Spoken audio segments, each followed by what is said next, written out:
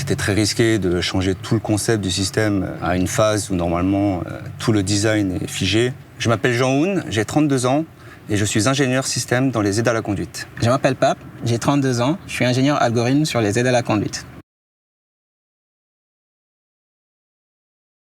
On a travaillé sur une innovation qui s'appelle Advanced Park Assist et qui consistait à entièrement automatiser les manœuvres de parking. La solution initiale, c'était de prévoir un bouton qui devait nous permettre de maintenir le conducteur vigilant. Et donc le but, c'était que dès qu'il le relâche, la manœuvre s'arrête et dès qu'il rappuie, la manœuvre reprend.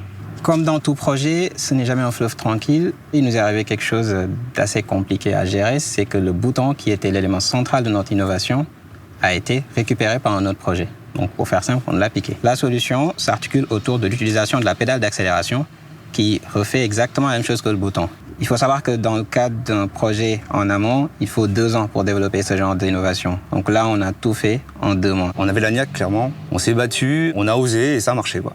Notre solution, du coup, s'applique à Meganitech électrique. On a pu la déployer telle qu'elle. Il faut dire qu'on n'a même pas cherché à remettre un bouton. La solution avait suffisamment convaincu en interne pour vouloir la maintenir et la continuer, sachant que l'étape d'après serait de complètement supprimer cette action conducteur, plus de boutons, plus de pédales, dans un futur proche.